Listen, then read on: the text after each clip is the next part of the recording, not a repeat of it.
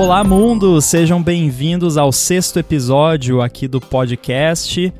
Hoje nós vamos falar sobre um assunto bem mais técnico que o do último episódio. E para me ajudar, eu tenho aqui o meu amigo Fernando Boom. Beleza, Boom? Beleza. E aí, como é que estão as coisas por aí? Tranquilo. E para quem não sabe, eu sou o Guilherme Rambo. A gente vai falar hoje sobre um assunto que é favorito, acho que tanto meu quanto seu, mas principalmente seu. Quem conhece você já viu palestras, né? Tem vídeo daquela palestra. Eu só falo aquela palestra, você já sabe qual eu tô falando, né? Sei. É do Cocoa Pods? É, tem? Tem. Ironicamente, tem um vídeo só dessa parte, porque a palestra em si foi sobre outra coisa, que eu não tenho vídeo, mas o finalzinho ali eu tenho vídeo. Beleza, então o Boom, ele tem bastante opiniões, #opiniões, sobre dependências, que é o assunto que a gente vai falar hoje. Então nós vamos falar sobre dependências, questão de você usar bibliotecas, frameworks de terceiros e como lidar com isso, como gerenciar dependências, quando usar, quando não usar, todo um assunto aqui que a gente vai tentar encaixar num tempo curto, mas trazendo o máximo de detalhes possível. Então, começando como sempre, Boom, qual a sua opinião sobre dependências, como que você lida com elas? Então, eu acho que dá para separar em duas categorias, né? Uma dependência externa e uma interna. No caso, externa seria de third party, né? De um vendor que não é a sua própria empresa. No outro seria as dependências do seu próprio projeto que você fez, da sua equipe e tudo mais. Acho que até é um pouco mais interessante focar na questão de third parties, porque dependências internas é um pouquinho mais trivial, digamos assim, os problemas que surgem, pelo menos na minha opinião. Sim. Então, falando de dependência de third parties, o principal que é interessante o pessoal entender, ou pelo menos considerar, é se você precisa usar. Porque é muito normal, principalmente no mundo do iOS, ou até Mac mesmo, o pessoal vem de outra área, como, sei lá, um JavaScript, ou uma coisa um pouco mais crua, tipo um C, um C++, e ter essa ideia que para fazer qualquer coisa simples você precisa de uma library que alguém fez, de algum vendor, alguma coisa assim. E isso não é verdade, né? Muita coisa mesmo que você precisa fazer já está pronto para você no Foundation, no iKit, no AppKit. Então, a partir do momento que você pensar, eu preciso resolver isso aqui, a melhor coisa que pode fazer é dar uma olhada na documentação, procura o termo do que você precisa fazer, mais UIKit, mais AppKit, mais Foundation, que daí tem uma chance maior ali de você ver que já tem o que você precisa lá na tua library de dependências internas do iOS. Sim. E não precisa ir num outro vendor, né? Porque é extremamente comum. Inclusive, acho que a gente até comentou aqui, mas é o caso mais clássico, até tu já sabe o que eu vou falar, eu acho. Mas o QR caso Code. Mais clássico, exatamente. Eu preciso fazer ler QR Code aqui, alguém sabe uma library. Daí tu vai lá no AV Foundation e tem tudo que tu precisa. Então, é algo que eu passei um pouco por isso também, porque uma das linguagens que eu trabalhei por um tempo foi C++. E eu não sei como está hoje em dia, mas pelo menos quando eu trabalhava com C++, não dava para fazer nada sem, por exemplo, usar aquela Boost, né? Sim, todo mundo usa. Então, então tu vai fazer uma coisinha simples, tu já pensa, não, peraí, deixa eu ver no Boost, né? Que é uma dependência externa. E daí acontece as coisas, até acho que no mundo JavaScript, o pouco que eu conheço, parece que isso é bem comum também, né? Qualquer coisinha que tu precisa, tu vai lá, dá um npm install e resolvido. Daí tu vai pro iOS e a mentalidade continua e gera problemas. Né? Não que eu ache também, você está mencionando sobre vir de outras áreas, né? Não que eu ache, também não acho que é o seu caso, que tem algo de especial no iOS que faz não precisar de dependências, né? Porque eu acho que também, assim, eu faço alguns projetos, quando eu faço alguma coisa de servidor, normalmente é usando Node.js ou usando funções do Cloudflare, que é basicamente a mesma coisa, é bem parecido. E mesmo quando eu faço esse tipo de trabalho, eu evito ao máximo dependências, por mais que quando você está trabalhando com o Node, você só de estar usando ele já vem um monte de coisa, né? E às vezes você precisa de fato de alguma coisa, mas eu tento também reduzir, né? Porque você vê, o mundo do JavaScript tem algumas coisas bizarras, tipo uma dependência lá que é uma função isArray, para você ver se um negócio é um array, sabe? E aí, tipo, é uma função de 10 linhas de código e a pessoa vai lá e instala uma dependência para usar aquilo e usa um gerenciador de dependência.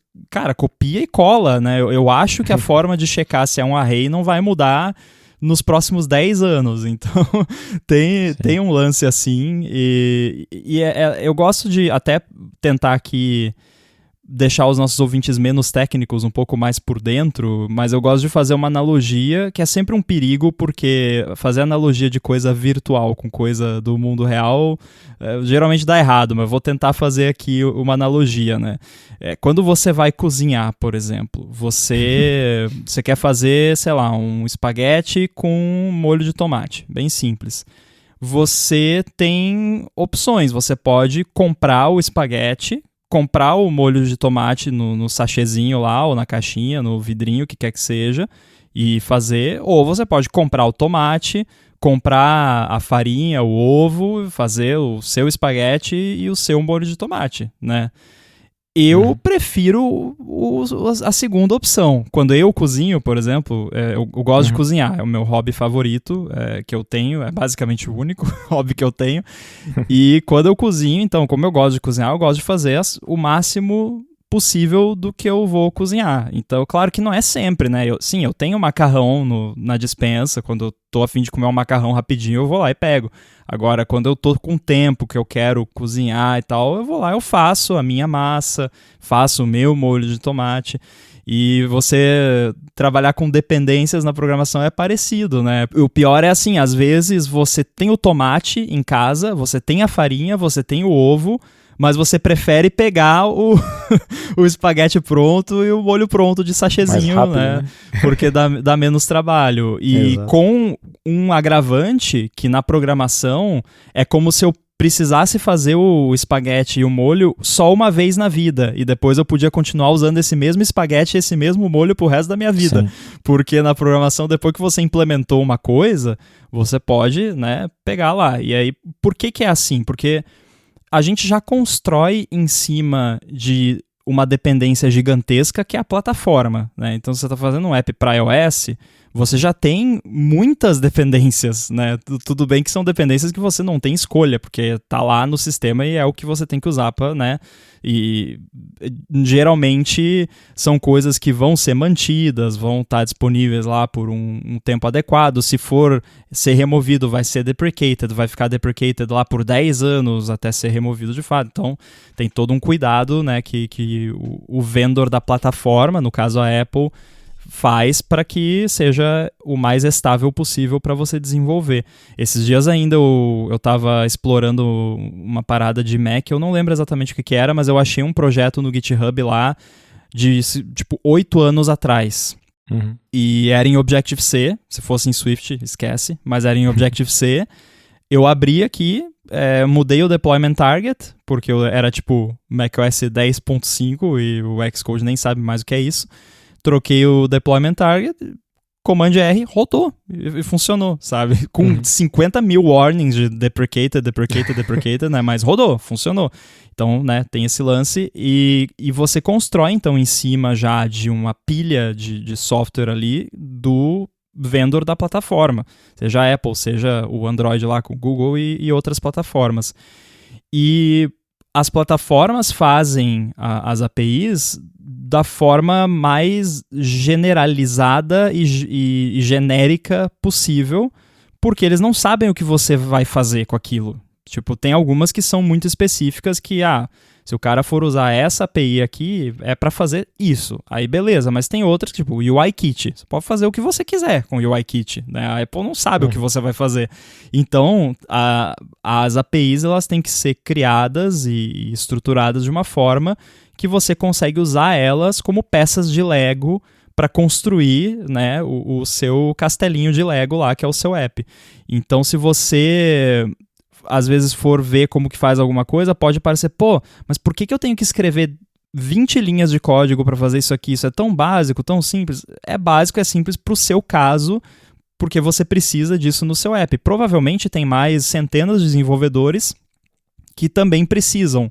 E por isso que você acha lá no GitHub, alguém fez lá uma library que pega e faz essas 20 linhas de código, né? Que aí para você não fazer, você vai lá e pega a library. Só que se você fizer, você não precisa mais fazer depois. Cara, eu tenho aqui, até eu tava comentando na gravação do ADT que a gente fez ontem, mas foi fora do ar com o Mendes lá e o Coca, que eu tenho uma pasta de experimentos aqui dentro da minha pasta de projetos que tinha 1000 e poucos projetos de Xcode, e lá tem tudo que é tipo de componente que você imaginar. Então, agora há pouco eu mostrei um protótipo para você que eu não vou falar o que é segredo, mas aquele protótipo ali, a parte do que eu tava tentando implementar, tipo, o core da parada de comunicação e tal, que envolve, eu tive que fazer. Toda aquela UI bonitona lá que você viu, com animação da paradinha lá e tal, eu só arrastei de uma pasta que já estava pronto lá, porque eu já fiz, entendeu? Eu não precisei de uma library, porque eu tenho, né? Então, a sugestão que eu dou é essa, sabe? Vá construindo o seu set de ferramentas que você vai usar nos seus projetos. Rambo, mas se eu vou usar o negócio que eu já fiz, é como se fosse uma library.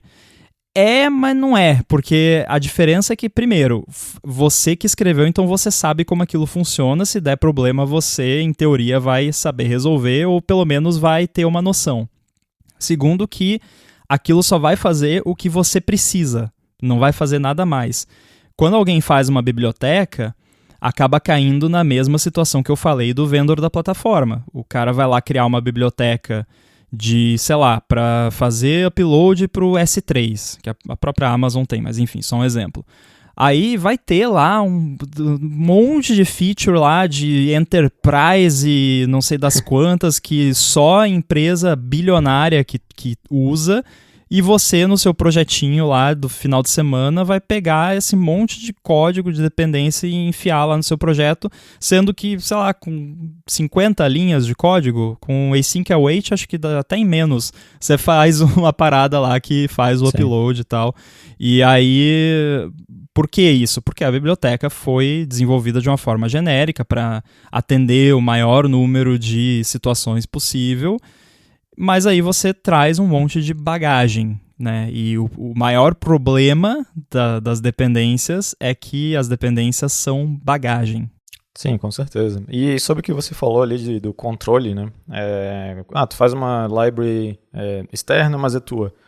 Uma coisa que tem que levar bastante em consideração também é a questão de segurança. Porque claro.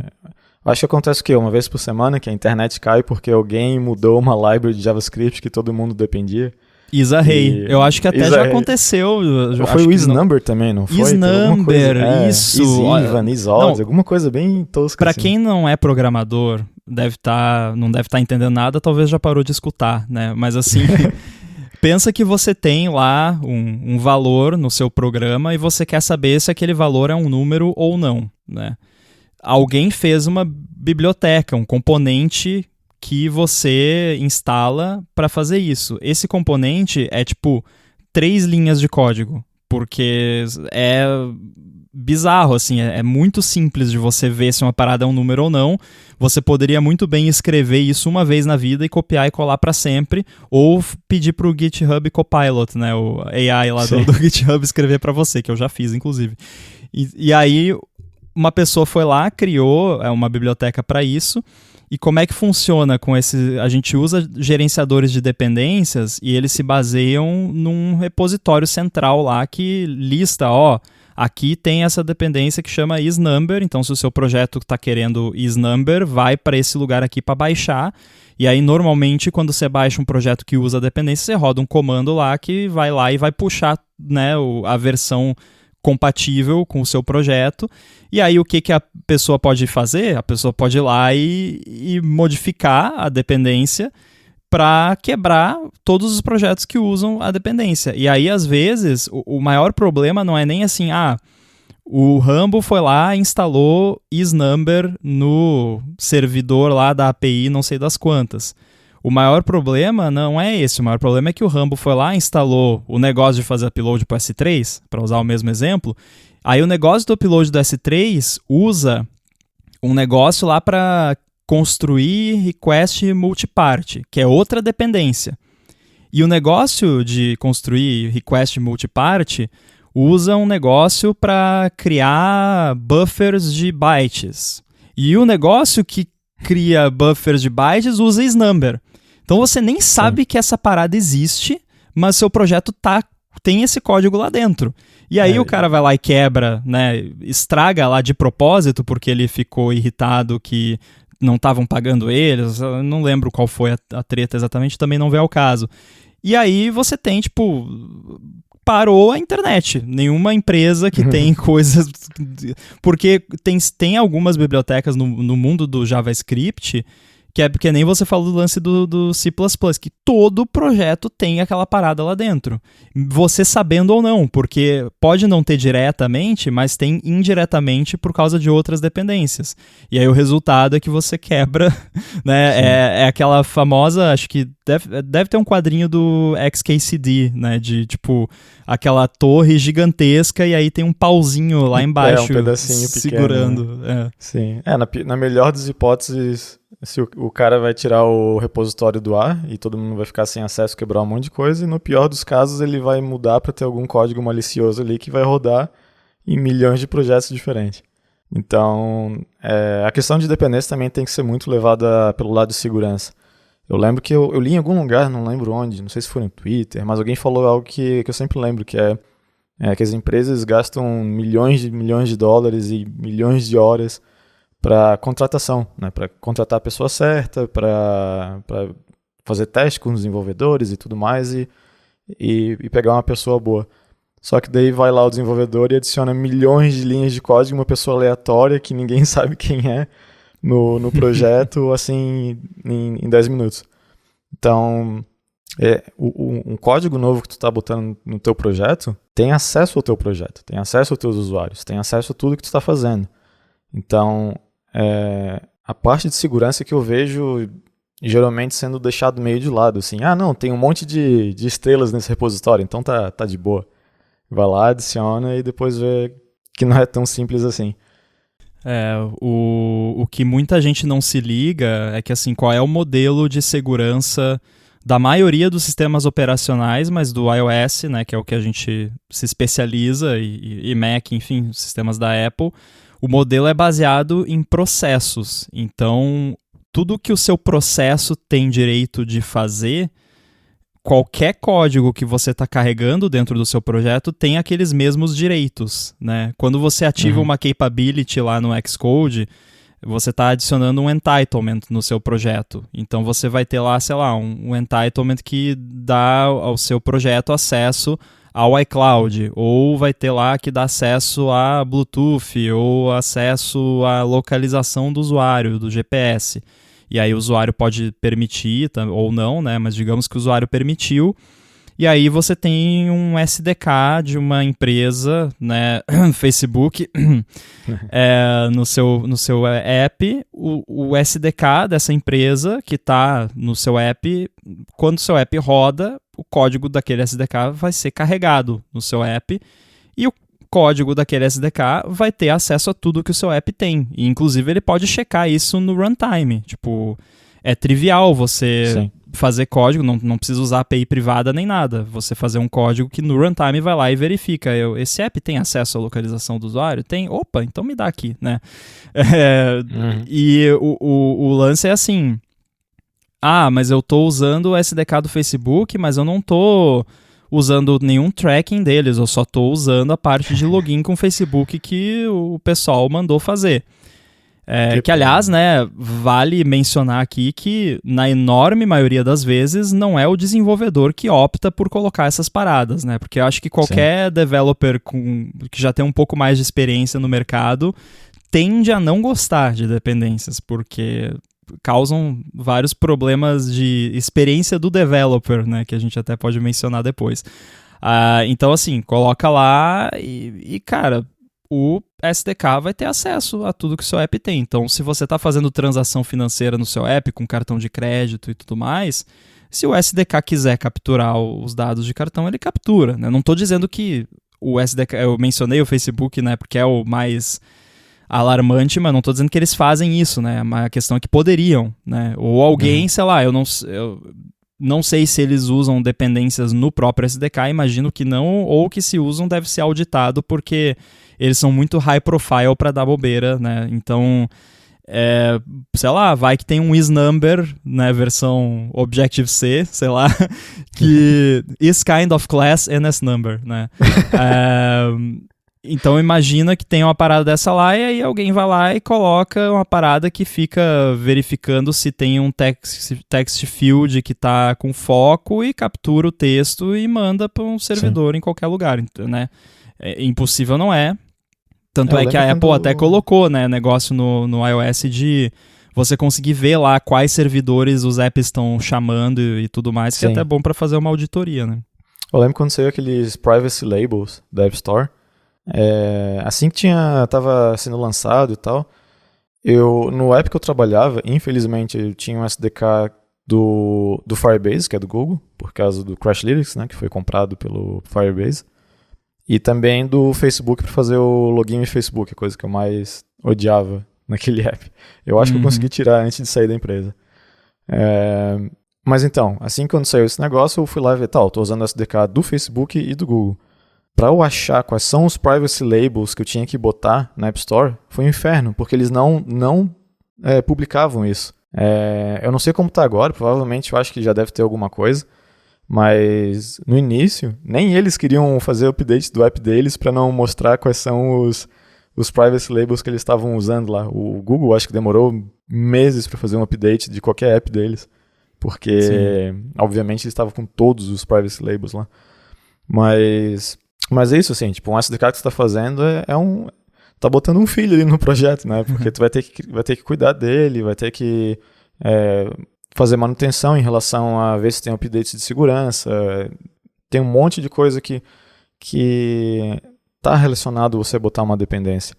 Então, e não quero passar a ideia de que tem que evitar a dependência a todo custo e ficar dando murro em ponta de faca para resolver qualquer coisa. Dependências, dependendo do que for, libraries, são boas, vão te ajudar, vão te botar para frente mais rápido. A questão toda, a mensagem que eu estou tentando passar é que nem sempre é necessário e vale a pena gastar uns minutinhos ali para pensar se realmente eu preciso dessa dependência ou não. Porque é um commitment grande que tu está fazendo com aquela library. Né? E principalmente para quem está começando, às vezes mesmo tendo uma library que faz algo, é interessante chegar e, não, eu vou tentar fazer isso aqui na mão mesmo, mesmo que fique pior do que daquela library, mesmo que o negócio não funcione direito, pelo menos para eu ter noção de como isso funciona, para se um dia eu precisar fazer, eu precisar arrumar, né, se for um projeto open source, alguma coisa assim, eu consigo também dar um espetáculo lá. Então, sair procurando dependência e library para tudo que tu faz ali no projeto, de fato, tu pode chegar e fazer e lançar o projeto mais rápido, só que é um tech debt, né? É um problema que tu vai ter que resolver no futuro se não levar bem as considerações ali. Então, é bem importante. Por isso que eu tenho o meu problema com Cocoa Heads, com Cocoa Pods... Ih, olha aí, ó o ato falha aí. Freudian Sleep.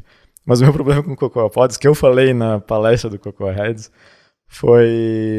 era mais justamente por causa dessa da facilidade que dava para as pessoas adicionar uma library sem ter que pensar duas vezes, digamos assim, né? Tu chegava, quero só alguma coisinha, pode install. Pode install. Daí tu via uns projetos relativamente simples que tinha 50 dependências, sabe? Parecia aqueles package.json lá que tem a internet inteira no projeto. É que tá dizendo ali no próprio comando, né? Pode instalar. Já pode ser tio, hein? Já sou. Mas é isso, assim. E daí tem outros motivos também que eu não gostava de CocoaPods, não sei se vale a pena entrar aqui muito, mas... A gente pode detalhar mais daqui a pouco, mas acho que para resumir até aqui, e para não ficar todo mundo desesperado, a questão é assim, dependências? Depende. Né? Então, exato. Não vamos nos desesperar, né? Eu acho que tem os dois extremos que, como quase sempre, são errados, né? Que é tipo, é o Not Invented Here Syndrome, né? Que é tipo a síndrome do não inventado aqui. Que é aquela galera que é assim, tipo, não, eu não quero nada que esteja pronto. Tipo, eu vou reescrever o UI Kit em OpenGL, e, sabe? Que foi o que o Lauren Brichter fez, inclusive, quando ele fez o Tweety, né? Um dos primeiros apps de tweet, ele fez isso, basicamente. Né? Mas, então, não recomendo. Agora, é um extremo que não acho que seja correto. Agora tem o outro extremo que eu não sei se tem um... Eu acho até que tem um nome que eu já vi, mas eu esqueci. Mas que é aquela galera que, tipo, qualquer coisa, dependência, né? E vai puxando library pra todo lado. Eu acho que nesse caso, o meio termo exato, talvez eu não sente no meio ali. Eu acho que eu fico um pouquinho mais pro Not Invented Here, mas um pouquinho mais para esse lado, e eu acho que é, de modo geral, mais positivo você tender um pouco mais a evitar do que, né, se tá na dúvida, assim, se você não tá conseguindo decidir, tenda para não usar a dependência, né, porque... Acho que a gente pode falar, a gente já falou aqui bastante da questão de você ser responsável por aquele código que não é seu, que vai estar dentro do seu app, problema de segurança e tudo mais, mas a gente pode falar também que aí eu acho que é quando você pode fazer o seu rant do CocoaPods sobre a piora que as dependências causam na experiência do developer. Porque no começo, quando você adiciona uma dependência no seu projeto, você pode até ter uma melhora na sua experiência como developer. Então, você está fazendo um app lá que precisa usar uma API de algum serviço e você não quer escrever na mão, você acha lá um client já bonitinho lá, com teste, com API bonitona, async await, tudo lá, né, moderno e tal. Pô, vou usar isso aqui, né? Olha só que mão na roda, não preciso me preocupar com fazer chamada HTTP, tudo isso. Que, vamos combinar, é chato, né? Eu acho muito chato toda vez que eu tenho que escrever. Hoje em dia tá um pouquinho melhor. Olha só que legal, né? Eu fiz um app só pra mim, basicamente, pra gerenciar playlists do YouTube, que eu nunca vou publicar, eu fiz só pra mim mesmo. E aí eu tava começando a aprender o async await, que vocês já devem ter percebido que eu gosto. E aí eu fiz um modelinho ali de cliente HTTP que tem uns protocolozinhos ali, tem um esqueminha bacana. E eu gostei, né? Porque aí para você definir novos endpoints ficou bem simples, assim. É 2 linhas de código para você adicionar endpoints novos, assumindo que seja um REST ali padrãozão, né? De get, post, aquelas coisas. E então o que acontece agora, quando eu preciso, eu arrasto aquele arquivo para dentro do projeto. Então eu tenho já a minha library, né? Mas, enfim, você no começo tem ali uma melhora, é mais rápido, você consegue começar mais rápido, né? Então se você tem ali uma ideia que você está fazendo, você consegue começar muito mais rápido pegando uma dependência. Mas com o tempo, você vai, primeiro, acumular dependências, né? Porque se a sua filosofia é, eu consigo ir mais rápido usando as dependências, então você vai sempre usar dependências, porque é óbvio que 99,9% dos casos, se você pegar uma dependência, você vai ter um resultado mais rápido, né? Que no começo. Então, tô começando um projeto aqui, preciso da API e tal. Dependência, pronto, né? É instantâneo, praticamente.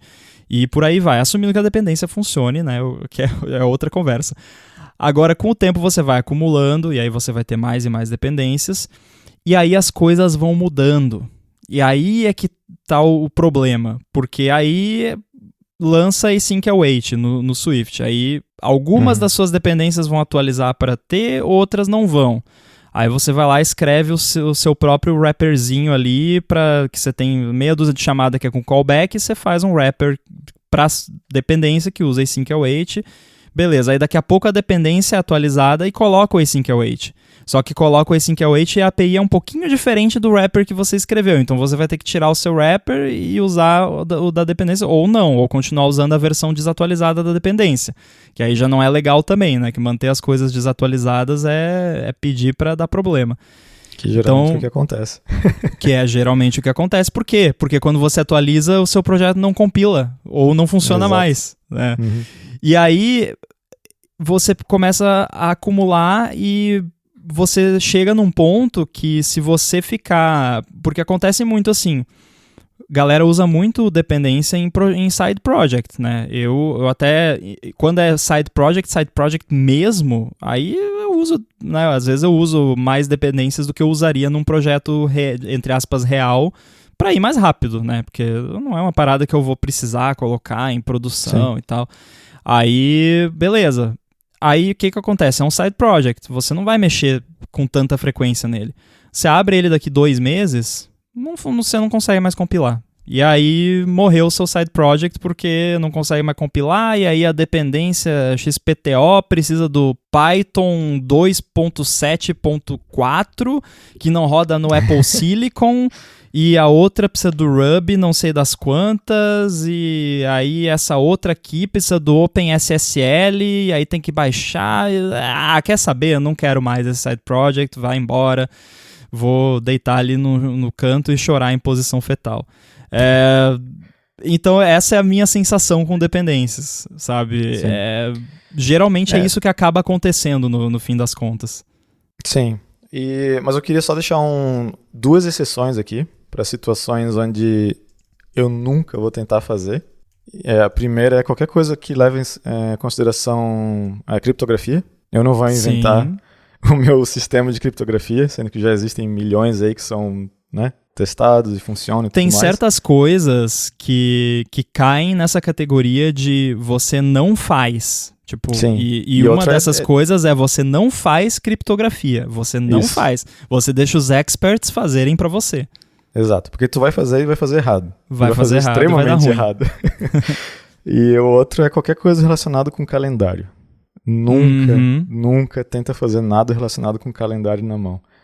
O pessoal que trabalha com Foundation, né, coisas da Apple, tem uma sorte enorme de ter o date lá, o calendar, essas coisas. Aliás, vale, né, deixar bem claro aqui, você falou de não fazer na mão, mas você também não precisa necessariamente de uma dependência, porque o Foundation já tem muito do que você precisa. Às vezes você precisa ir um pouco além, aí já não atende tanto e começa a ficar muito complicado.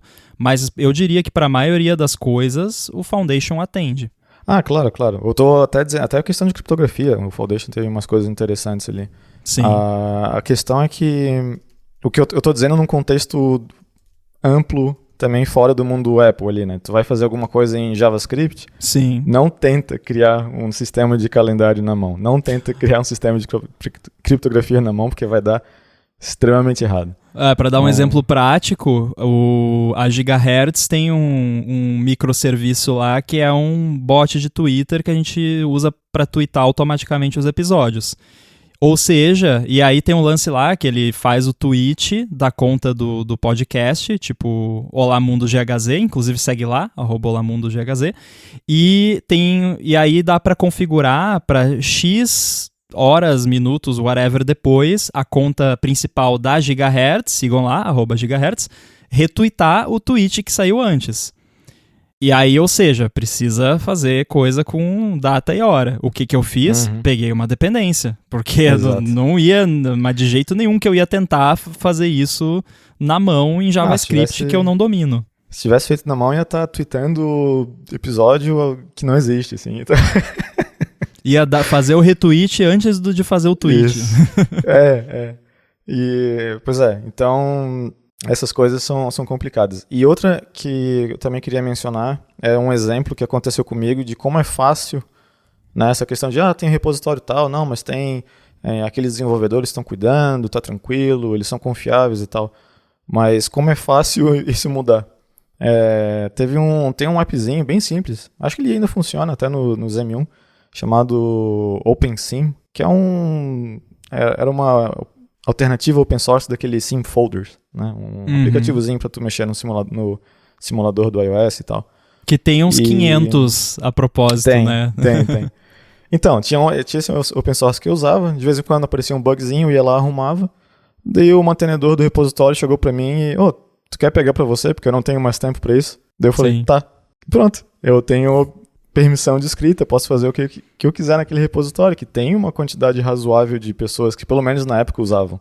Então eu podia só chegar e falar, tá aqui, vou mudar tudo isso aqui, só alguém baixar o app agora e pronto, tá lá meu código fazendo alguma coisa maliciosa.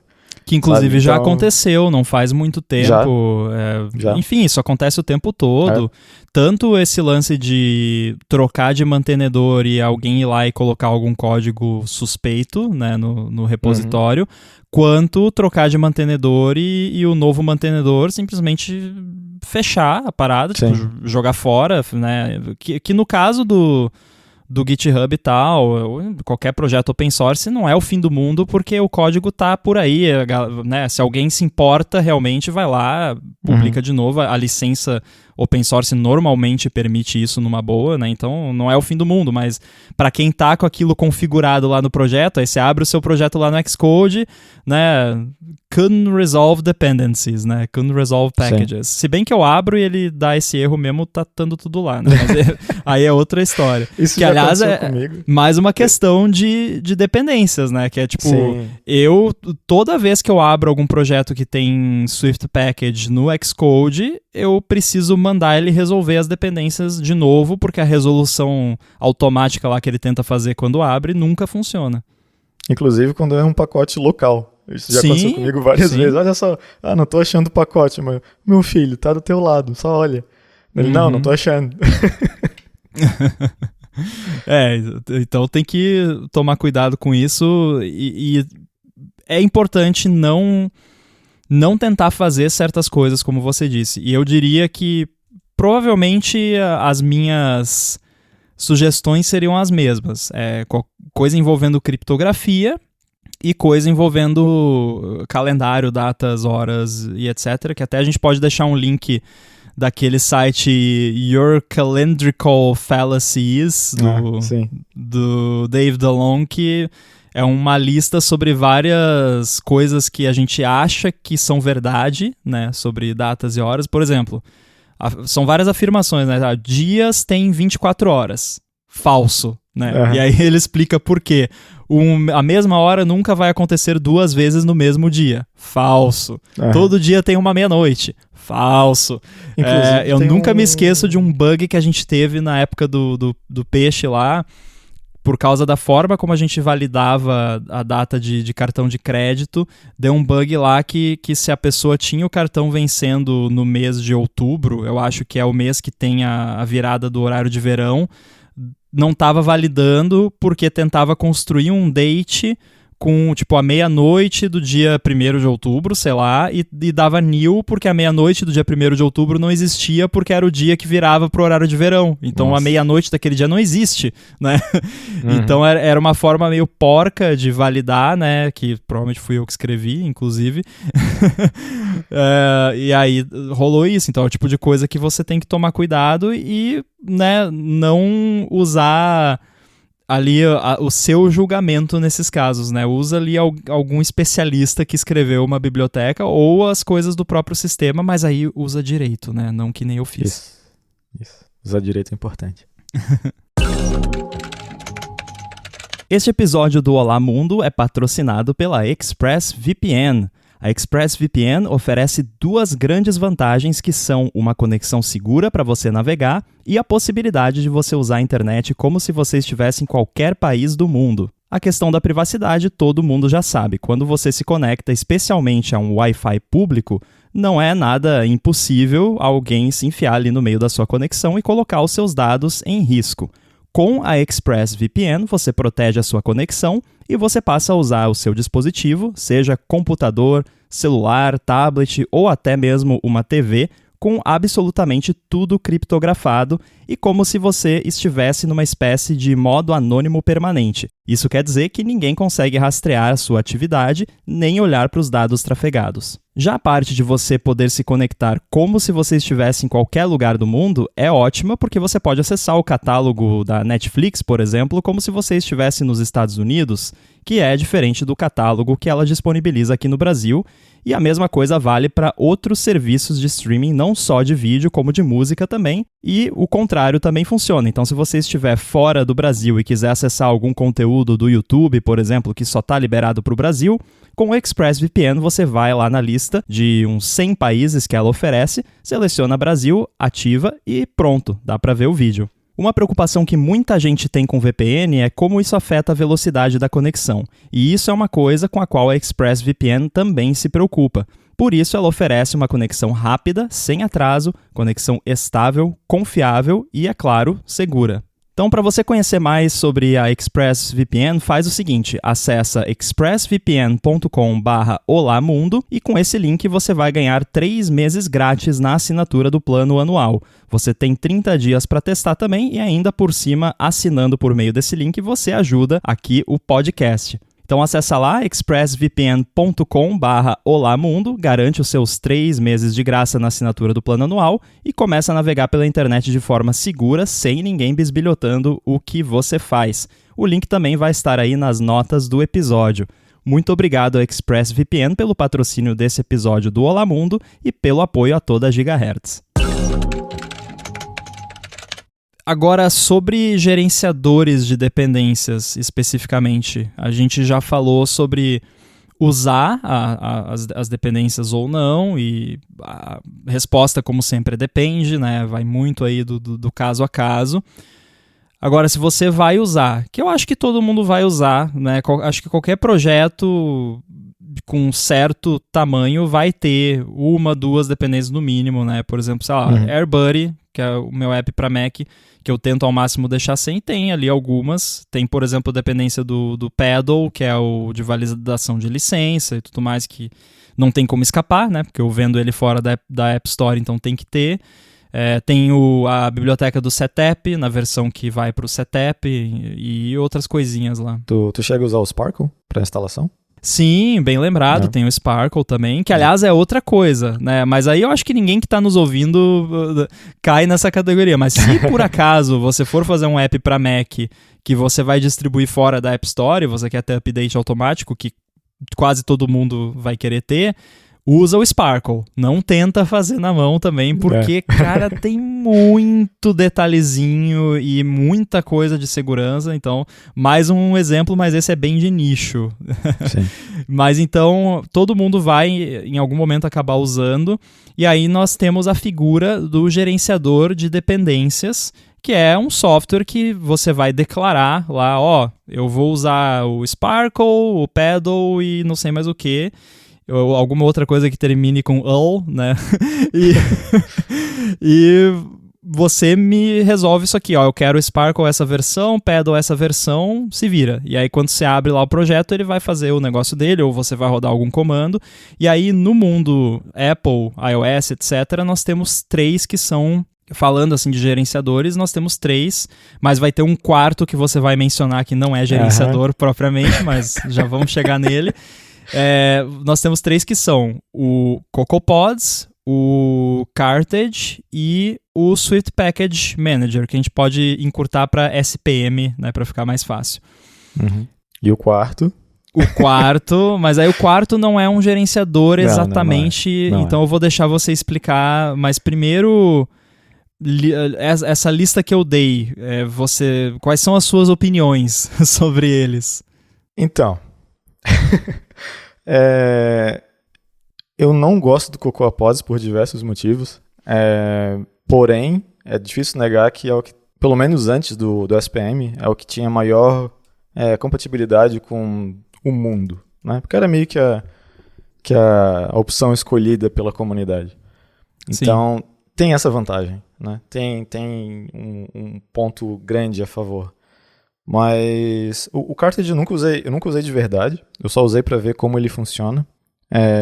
Se eu não me engano, a maior diferença era que tu ficava com libraries compiladas, né? Onde no CocoaPods não. Não sei se isso, acho que isso mudou em alguma versão. Você pode usar ou não. Na verdade, até foi bom você mencionar que eu queria ter comentado isso antes e esqueci, né? Mas outra degradação da sua experiência como developer que acontece com dependências é que na maioria dos casos você vai estar compilando as suas dependências junto do seu projeto. Então isso vai aumentar o tempo de compilação.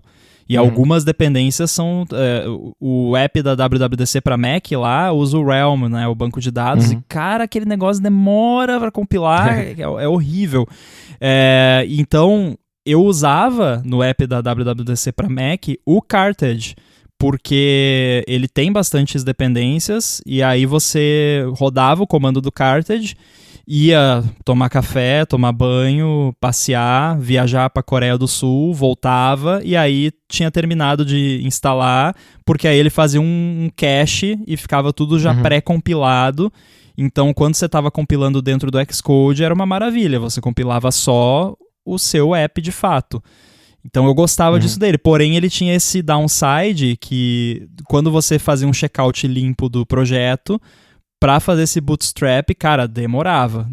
Na época, não era Apple Silicon, M1 Max maravilhoso que tem hoje, que é rápido. Era bem mais lento, mas, tipo, levava... Eu lembro que, cara, no meu Mac, que não era fraquinho, levava quase 1 hora para fazer esse pré-computar, né, todas as libraries. Então, foi bom você ter tocado nesse assunto, mas prossiga. Isso até tu pode dizer melhor do que eu, então, já que tu usou mais, mas um dos meus maiores problemas com o CocoaPods é a questão de como ele é invasivo. E por invasivo, eu quero dizer que ele decide que o projeto é dele, ele faz o que ele quer fazer para melhor gerenciar as dependências, e tu tá ali como um observador que pode dar uns pitacos, mas o projeto do CocoaPods, né? E, se eu não me engano, o Cartridge não era tão agressivo nesse modo. Isso é verdade? Não, o Carthage não. E inclusive eu acho que é um motivo dele não ter sido tão usado, ironicamente, porque por mais que o CocoaPod seja invasivo, e eu concordo e não gosto também, é prático, né? Porque ele faz tudo para você. O Carthage, eu lembro... Posso estar lembrando errado porque faz tempo, mas você tinha que configurar o seu projeto manualmente. Então você rodava o comando, ele baixava as dependências, colocava num diretório dentro da pasta do seu projeto que estava lá no Git ignore e tal, para não ir para o repositório, né?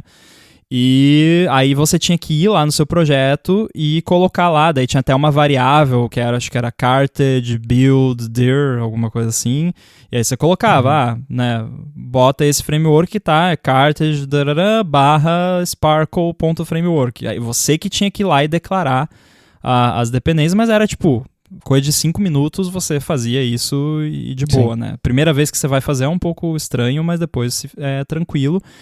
Então ele tinha essa parada mais manual, por outro lado, mantinha o seu total controle sobre o que estava acontecendo ali no seu projeto, porque o CocoaPods realmente, assim, ele modifica não só o seu projeto, como ele cria um workspace, que é o que você vai usar para, né, compilar o seu projeto dali para frente, que até... Foi uma solução inteligente, né? Porque o Workspace ainda permite uma separação, porque aí se você quiser voltar para o seu projeto sem o CocoaPods, você ainda tem ele ali. Claro que não vai funcionar, você vai ter que, né, desfazer um monte de coisa, mas pelo menos ainda mantém o seu projeto, mas aí você usa o Workspace dele, e ele mexia em variável de build settings e tal. Eu lembro que a gente teve vários problemas na época lá do Peixe, que tinha que trocar a build setting, aí a gente trocava e não funcionava, mas aí a gente ia ver, na verdade não funcionava porque o CocoaPods estava dando um override no build setting que a gente tinha configurado no projeto, sabe? Então a parada não funcionava, você ia ver, não é que você estava fazendo errado, é que o CocoaPods estava sobrescrevendo, e aí para você mudar o build setting, você tinha que editar lá e escrever código em Ruby, e cara, gente, eu... Todo o amor do mundo pra quem gosta de Ruby, mas eu não consigo gostar desse negócio. Eu já tentei eu simplesmente, o negócio não entra na minha cabeça. Ruby é uma linguagem de programação que eu não entendo e não consigo, e eu toda vez que eu preciso encostar em alguma coisa que tem a ver com Ruby, me dá coisas. eu realmente não gosto, mas eu não gosto porque eu não consigo entender. Quem entende ama, e bom pra você, mas eu realmente... E aí, o fato dessas ferramentas, acho que o Carthage também ou era em Ruby, e aí, pô, daí tem que instalar... Aí você entra no vórtex bizarro de dependências, que é você ter que instalar um gerenciador de dependências para instalar o compilador, o interpretador da linguagem que vai rodar o seu gerenciador de dependências. E aí você tem que... Vai além, porque você tem que instalar um gerenciador de versões do Ruby, porque você vai ter projetos diferentes que têm versões do Ruby diferentes que o CocoaPods funciona ou não. Aí você vai ter que ter lá o seu gem file, que é para instalar as gems, e aí você vai usar o bundler, porque você vai ter que rodar o seu... Você não vai rodar pod install, você vai rodar bundle exec pod install. Isso tá queimado no meu cérebro em algum lugar, de tanto que eu escrevi isso, né, na época que mexia. Não, infelizmente eu não esqueci. Eu fiz, sabe, é estresse pós-traumático, assim, o meu cérebro esqueceu dessa parte porque era muito horrível. E aí, cara, olha o quão longe a gente tá de fazer o app, sabe? Tipo, sim. Cara, eu tenho que aprender o negócio de... Eu não sei o que é uma gem, eu não quero saber o que é uma gem, eu não quero saber o que é bundler, tipo, isso não tem nada a ver com o meu trabalho, sabe? Infelizmente tem, né? Porque se você trabalha com iOS, você acaba tendo que aprender que diacho é isso. Em cima de você. E aí, cara, volta naquela questão da experiência. Pô, eu tô aqui, tem que fazer esse pull request aqui e tal, aí você abre, 1 hora depois, você não começou a escrever o código ainda, porque você o negócio não compila e dá erro, e aí o Ruby tem que, mas daí é Apple Silicon, aí tem que rodar o terminal em modo Rosetta, sabe? E aí já passou 2 horas e você não começou a escrever o código ainda, né? E isso era o que mais me irritava na época que eu era obrigado a usar o CocoaPods, ou qualquer gerenciador de dependências desses que... E também, né, para ficar bem claro, eu não tô falando mal aqui de quem fez a parada, tipo, o negócio é bom, funciona, sabe? Foi bem feito, tanto é que é o que virou o padrão e a galera usa. Então não é de forma alguma uma crítica à habilidade técnica de quem criou a parada. Eu tenho certeza que são pessoas muito mais inteligentes que eu. Talvez por isso que eu tenha passado tanta dificuldade com a parada, né? Mas assim, é só a frustração que eu sei que muita gente passa, né? Quando tem que entrar em contato com essas coisas. Com certeza. Então, é só para reforçar, a crítica a um projeto nunca é a crítica às pessoas que fizeram o projeto, né? Quero deixar isso bem claro aqui da minha parte também. Mas sim, a questão do CocoaPods, geralmente quando eu usava, eu diria 99%, não, 100% das vezes que eu usei, foi porque eu fui obrigado, porque eu herdei algum projeto que tinha, alguma coisa assim. Então o que acabava acontecendo é que eu instalava o CocoaPods, porque eu tinha que usar naquele projeto e ficava ali, né? Abandonado, porque eu não mexia mais naquele projeto, daí eu ia para outro projeto que também tinha. Daí, pera, a tua versão de CocoaPods está diferente. Tá. Ok. Então tem que gerenciar o meu gerenciador de dependência. Tá, daí volta para esse esquema de Ruby, Bundler e tudo mais, daí ficava louco, assim. Ficava louco que era tudo isso para botar uma library de QR Code, sabe? Uma coisa... Então, eu ficava muito agoniado com isso. E talvez eu tava, ou estou sendo, mas provavelmente eu estava sendo bem ingênuo. Mas eu ainda meio que tenho um pouco dessa visão que no mundo iOS, como a gente tem muita coisa, né, quote unquote, de graça que o Foundation dá pra gente, que a Apple dá pra gente pra usar ali, eu acho raro, pelo menos pra mim, uma situação onde eu tenho que instalar uma dependência. Acontece, né? Eu já usei várias e gosto de muitas. O problema é que são situações bem pontuais na vida de um projeto. Geralmente no início dele, ou quando está fazendo alguma feature bem específica, que precisa daquela coisa que aquela library faz muito bem e tal. Ou seja, são situações bem pontuais. Então, um gerenciador de dependência no mundo iOS, né, esquece tudo de JavaScript, Python, Ruby, porque nessas situações eu consigo entender, mas no mundo iOS, eu nunca vi a necessidade de facilitar a instalação de uma dependência, porque nunca foi um problema para mim. Sim. Não, eu nunca precisei de, que saco é instalar esse, na época lá, o ASI HTTP request. Né, nossa! Tá muito difícil instalar. Faz tempo isso aí, hein? Acabei de me chamar de velho aqui. Mas, enfim.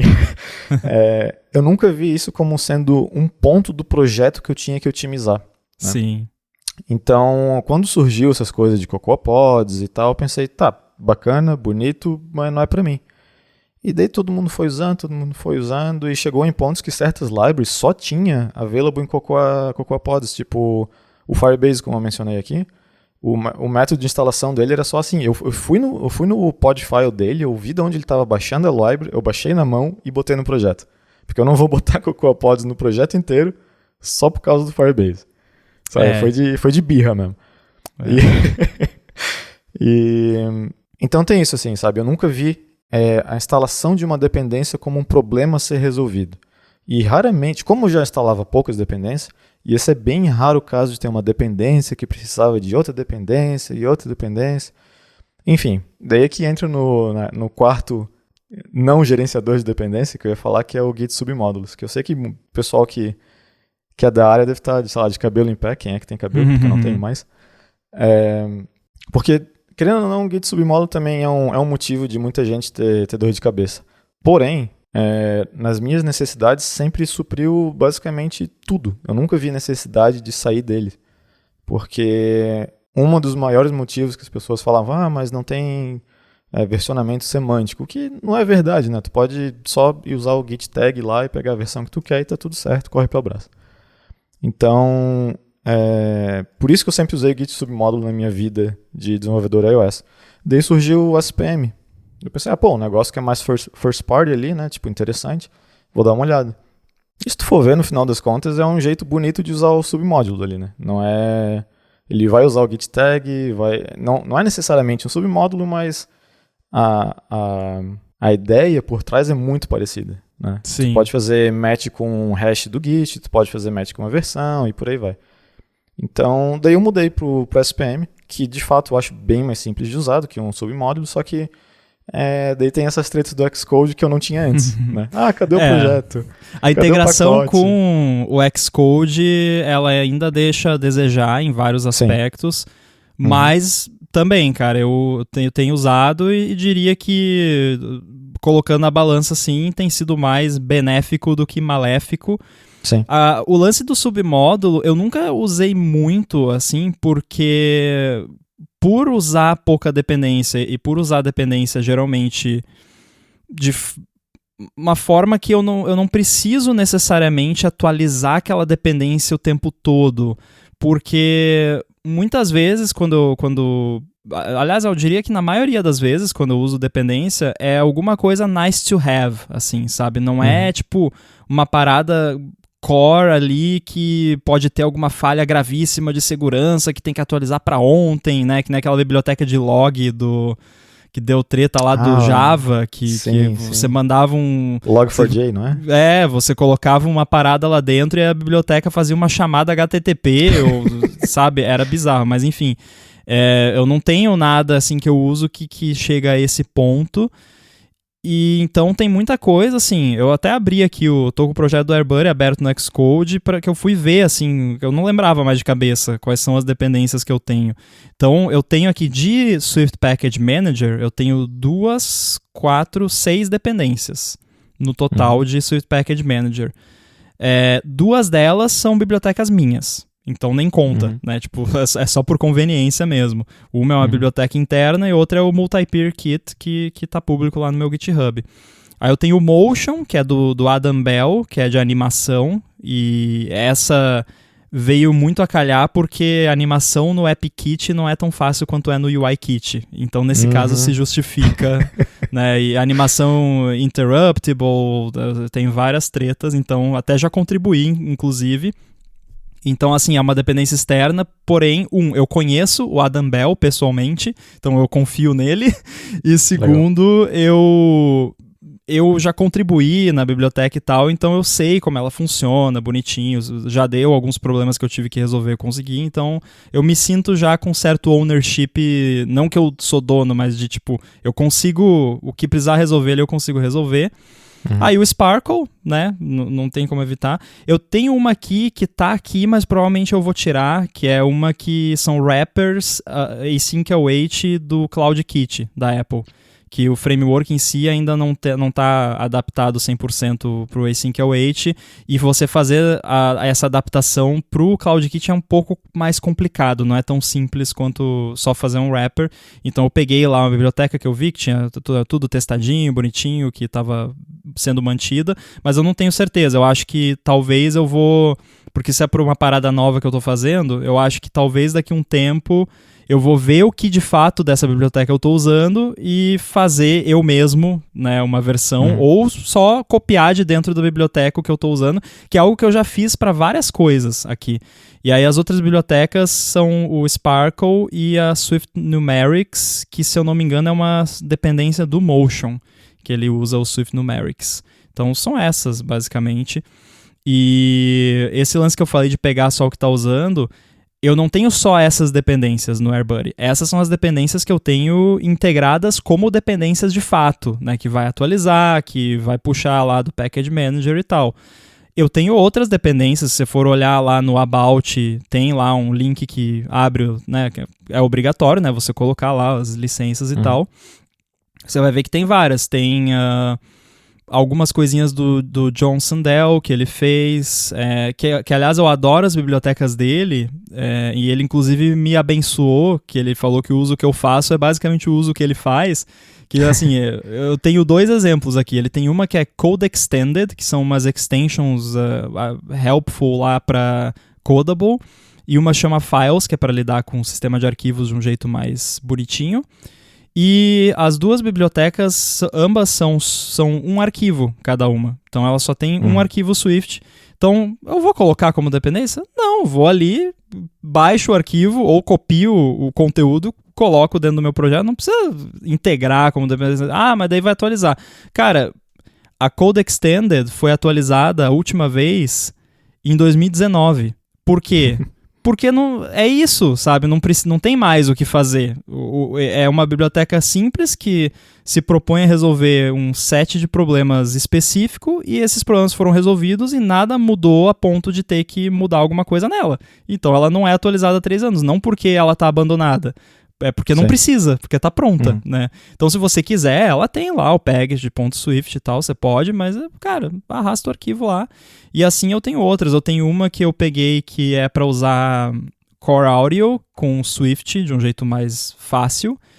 E essa foi uma que eu peguei, estudei a biblioteca, criei um projeto de teste, vi o que eu ia precisar usar dela, peguei só o que eu ia precisar usar, integrei num dos frameworks internos lá do app. E essa biblioteca, de certa forma, ela já nem existe mais dentro do meu app, porque eu usava algumas coisas dela, e aí, tipo, eu precisei usar mais coisa, aí eu fui lá e mexi no código, ele já morfou de um jeito que nem é mais a biblioteca, sabe? Então eu faço muito disso, assim, porque é aquilo que eu falei, não são coisas que... Não é uma parada de criptografia, segurança ou de networking que pode ter algum problema grave de segurança que vai precisar atualizar para ontem. Aliás, agora que eu já falei aqui o que eu uso, listei até e os critérios, eu quero falar de um pet peeve meu, que a gente até já mencionou porque a gente falou do caso lá do Log4j, que é biblioteca de logging. Se eu abro um projeto e eu vejo biblioteca para log, eu arranco. Eu não deixo. Ou eu não uso aquilo. Ou, enfim, se eu fosse contratado por uma empresa e fosse lá, eu ia fazer tudo o possível e impossível dentro das minhas capacidades para remover e acabar saindo da empresa se não conseguisse. Porque você usar a biblioteca para fazer log é um absurdo. Não faça. E eu tenho isso porque... Eu não lembro exatamente, mas tinha... Não era uma nem duas, eu acho, na verdade, mas tinha um monte de coisa que você pegava no CocoaPods que a dependência usava aquele maldito Coco Lumberjack. Aquele lenhador maldito que, assim, de novo, né, eu tenho certeza, não é nada contra quem fez e tal, tipo, nada disso, eu só tô falando da parada em si, porque era só uma annoyance, que era tipo, eu queria integrar uma biblioteca no meu app e aí não tava compilando porque o negócio que o cara usa pra fazer log, pra logar lá que o pixel é X, não compilava. Cara, não, sabe? Eu tive uma experiência com o Lumberjack também. Acho que eu até te comentei contigo na época. Foi porque no projeto que eu trabalhava, antes de entrar no Pato, foi tipo, tinha muito, infelizmente, tinha muita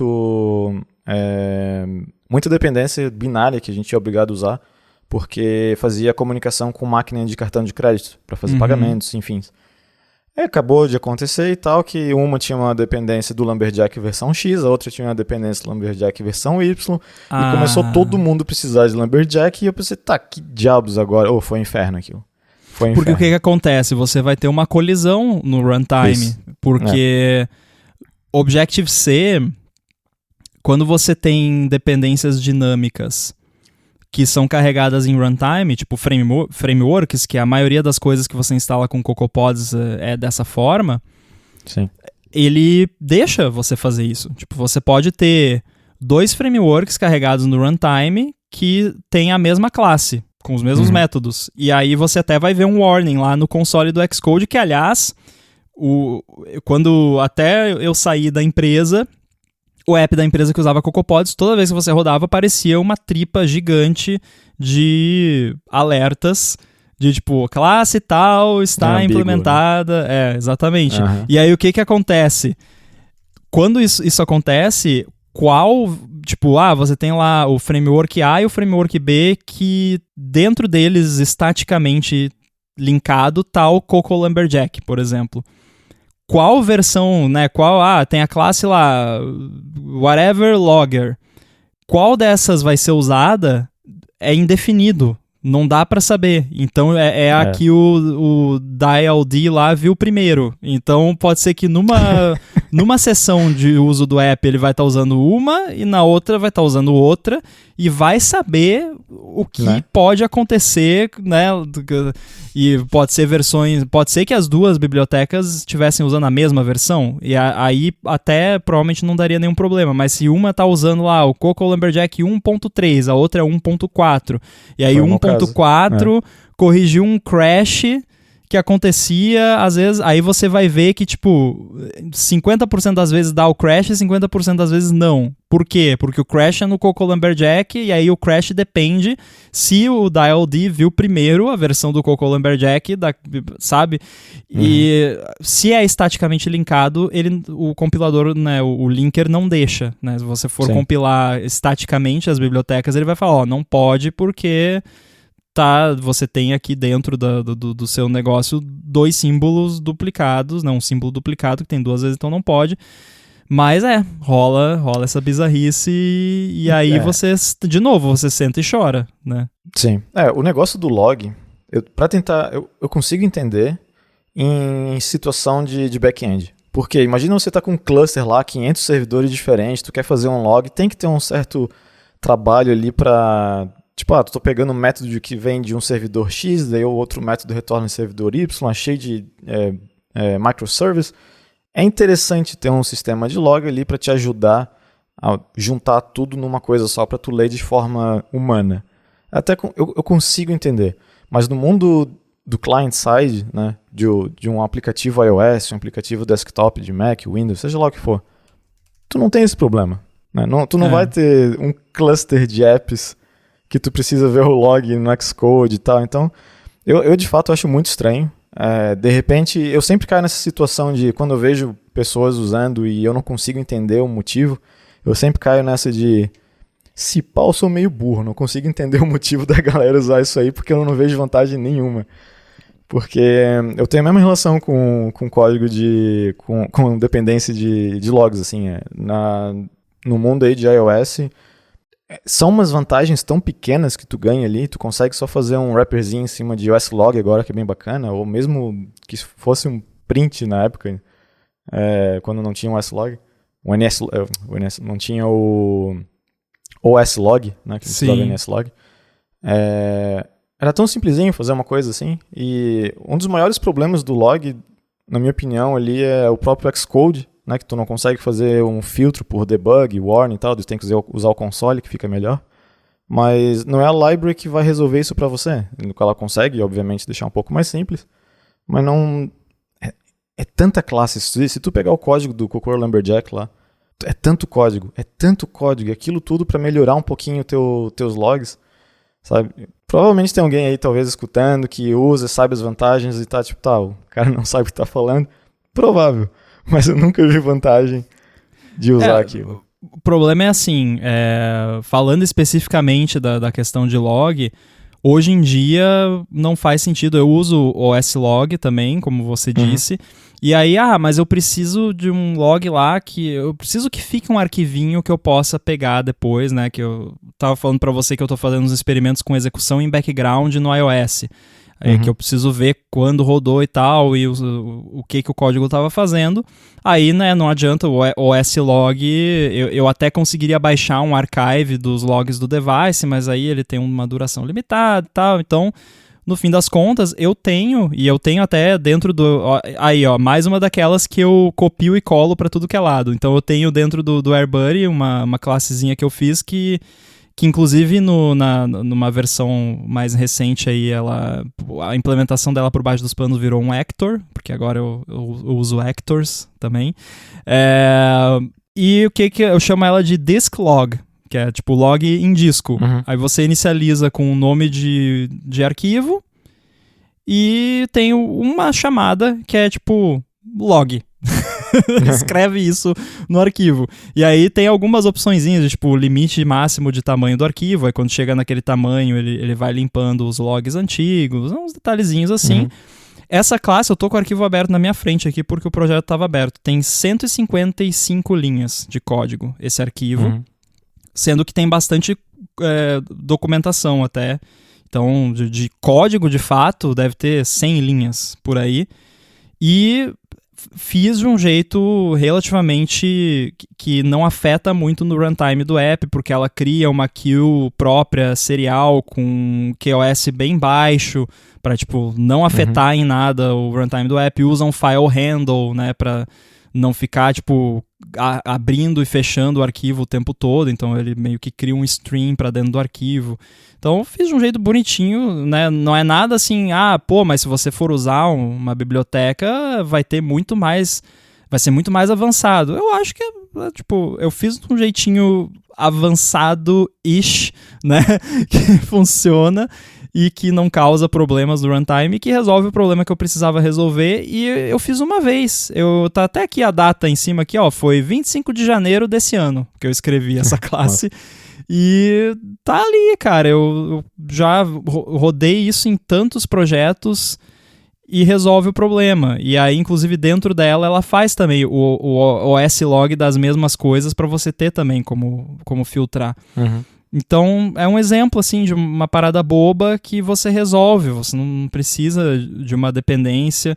E ainda mais se tratando de log, né? Por exemplo, o OS Log tem toda a questão que ele vai fazer o redact lá de coisa privada para não vazar informação sigilosa em logs e tal. E você que, né, tá usando uma biblioteca, eu imagino que talvez hoje em dia elas já tenham isso. Mas o OS Log também tem um detalhe importantíssimo, que ele não afeta o runtime do seu app se você não estiver olhando os logs. Então é tipo aquele lance, né? Se uma árvore cair na floresta, ninguém vê a árvore cair. O log de Schrödinger.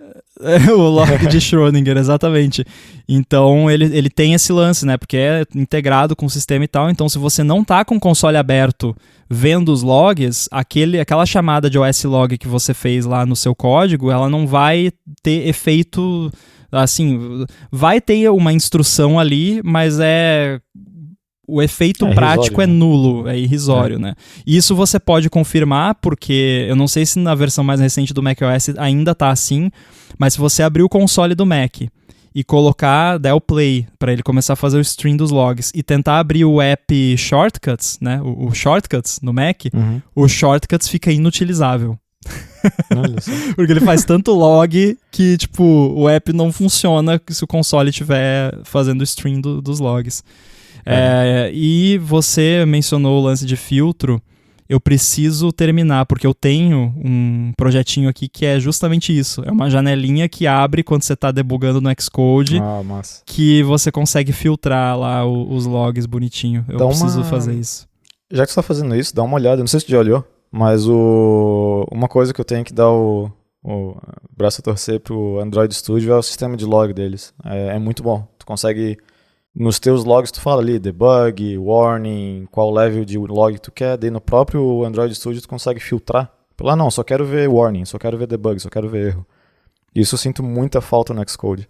Porque... eu vou dar uma olhada. Eu lembro que eu vi isso aí quando que eu fiz umas brincadeirinhas com o Android aqui, e eu lembro que eu tinha gostado. Vou dar mais uma fuçada lá pra ver como é que é. Sim.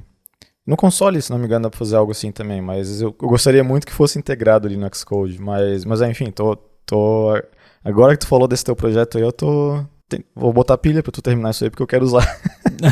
Pois é, eu vou ver se sobra um tempinho aí, porque é algo que eu quero também pro meu dia a dia, porque eu uso muito o OS Log, sim, justamente por ele ser tão, né, entre aspas, for free, quando você não tá visualizando os logs. E me ajuda muito, assim, a debugar coisa, principalmente coisa muito assíncrona, coisa de hardware que eu mexo. Então, vou ver se eu providencio na sua mesa daqui um mês, sei lá. Pois quero relatório. Mas uma coisa que eu queria comentar, pelo menos porque falar de dependência dá pra fazer 10 episódios e ainda vai sobrar assunto. Sim. Mas uma coisa que eu queria... responder aqui, porque é uma pergunta que eu vejo várias vezes no Slack, em Twitter e sei lá o que. Como ler QR Code no iOS? Não. Não, é a pergunta de... Dá pra eu fazer isso aqui sem uma library? Dá. Dá. A resposta dá. Sempre dá. Dá. Porque se a library fez, tu consegue fazer. Se vai ser melhor, se vai ser prático, se vai ser mais rápido... Isso são outros 500, mas a resposta de dá pra fazer sem library dá. É uma coisa que eu acho que você aprende com o tempo, né, com a experiência, e faz todo sentido quando você tá começando você usar mais, né, bibliotecas. Embora eu acho que principalmente quem tá começando deva tentar, né, ao máximo fazer as coisas para aprender. Eu também entendo que às vezes se você tá travado ali numa parada que é complexa e também quando você tá começando você ainda não tem às vezes a noção da complexidade do que você tá fazendo, porque às vezes tem coisa que parece muito simples e não é, às vezes tem coisa que parece muito difícil e na real não é tão difícil assim, né, por exemplo, ler QR Code. Então eu entendo que principalmente para quem está no começo, é muito difícil, às vezes, você decidir. Você pode pensar assim, ler QR Code é muito difícil porque, tem que identificar o código que está na câmera e como, né? E no fim acaba que não é. E outra coisa como, sei lá, criptografia. Não, mas é só uma conta matemática. Tá a fórmula aqui, vou fazer aqui, é só matemática. Eu aprendi no 2º grau, né? Não, né? Então, eu entendo como pode ser difícil para quem está começando julgar quando que vale a pena, quando que não vale a pena. E a realidade é que quando você ainda não tem essa experiência, vai e faz o que você acha que tem que fazer, sabe? Tipo, se você acha exato. que usar a dependência vai resolver, principalmente se você tá só aprendendo, não é uma parada que é pro seu trabalho, vai lá e pega a dependência, sabe? Não fica se martirizando porque, né? O que eu recomendo é assim... Tenta ler o código da dependência, né? Quando você está usando ali, você pegou um negócio lá para botar um efeitinho na imagem ou para fazer um confete, sei lá, alguma coisa assim, vai lá, olha o código, coloca uns breakpoints para ver, tipo, onde que está executando o quê, para você entender, né, como que funciona. Que é uma coisa que eu faço em Codebase que eu não conheço ainda, tipo, quando eu vou pegar lá algum projeto open source para contribuir, ou, né, quando eu trabalhava na empresa e tal, eu pegava, abria lá, vou botar uns breakpoints aqui, quando eu toco esse botão aqui, o que que acontece? Onde que é chamado? Eu ia botando os breakpoints e muitas vezes não era nada do que eu tava imaginando. Tipo, eu imaginava que era essa classe aqui e não era nada a ver com ela, né? Porque às vezes você só lendo o código é difícil de você sacar o fluxo, né, das coisas. Sim. Então, né, você que ainda não se sente seguro ou segura para pegar um desafio assim por conta própria de alguma coisa que travou, que tá muito difícil e tá usando uma dependência, de boa, tenta só entender como a dependência funciona. Até porque você vai acabar percebendo que não tem nada de mágico, né? Que é só código. E é algo que até hoje, assim, às vezes eu vou ver, às vezes eu tô pensando em fazer uma parada, que já aconteceu recentemente, mas eu não lembro agora um exemplo prático. Mas sei lá, eu quero fazer alguma coisa e eu acho que é o tipo de coisa que vale a pena estudar uma dependência, ou eu vou ver alguma biblioteca para ter uma noção do que eu tô me metendo, sabe? Tipo, onde que eu tô me metendo, né? Eu quero fazer isso aqui, será que é fácil, difícil, mais ou menos? Aí eu vou lá, olho e normalmente a minha reação é: nossa, isso é muito difícil, vai levar semanas pra fazer, mas deixa eu tentar, vamos ver. E aí no fim das contas não é, sabe? Eu faço ali em algumas horas, que eu achei que ia levar semanas pra fazer, e não é porque a dependência fez de um jeito mais complicado e eu sou um gênio. Não, é porque eu só fiz o que eu precisava. E a biblioteca tem lá coisa que eu não preciso. E por isso que ela parece tão mais complicada do que é. Sim, pois é. Tudo... Quando tu tá começando com um novo contexto de algum problema novo, ele sempre vai... Pelo menos pra mim, eu sempre sinto que ele é quase que impossível. Né? Sim. Daí... É bem comum começar um projeto novo e pensar, não, eu não vou conseguir fazer esse negócio aí, não vai rolar. Daí eu olho pra trás depois e, pô, foi tranquilo. Ou mesmo se não foi tranquilo, tipo, teve as pedras no caminho ali, foi complicado e tal, mas conseguiu no final, resolveu, sabe? Tipo, Sim. Quebrando os problemas em pequenos pedaços, dá pra ir. E de fato, dependências, mesmo que seja só pra olhar o que elas estão fazendo, ajuda muito, assim, muito mesmo. E reforçando aqui que nada que a gente falou aqui é lei, né? Tipo, a gente não gosta de usar muito dependência, mas se tu tá feliz aí usando todas as dependências no teu projeto e tá funcionando para você, é isso aí. É o que importa. A ideia principal, o que eu quero passar, é só de pensar se vale a pena usar a dependência ou não. Mas se para você vale a pena, força. Muito bem, acho que conseguimos desempacotar esse assunto e tratar aqui dos pontos principais. Foi bom você falar, né? Não é lei, então nada do que a gente fala aqui é porque isso é o certo ou isso é o errado, que é também daria para fazer acho que um episódio inteiro só falando sobre certo e errado na programação, que acho que a gente já pincelou aqui várias vezes. Mas por esse episódio, eu acho que ficamos por aqui, agradecendo aí a sua audiência, agradecendo o patrocínio da ExpressVPN. Se você quiser sugerir assuntos, a gente tem uma listinha de assuntos aqui, mas ela sempre pode ficar maior, então tem algum tema específico, técnico ou não, que você quer ouvir a gente conversar a respeito, pode mandar no olamundo@gigahertz.fm ou também pode mandar lá pelo Twitter, @olamundogHz. E a gente vai botando aqui na nossa lista que tá ficando cada vez maior. Com certeza, assunto não vai faltar, pelo menos não por um bom tempo. E quem quiser seguir você nas redes, como é que faz? No Twitter, FCBunn, FCBUNN. Muito bem, e eu sou @inside. Até o próximo episódio. Valeu. Abraço.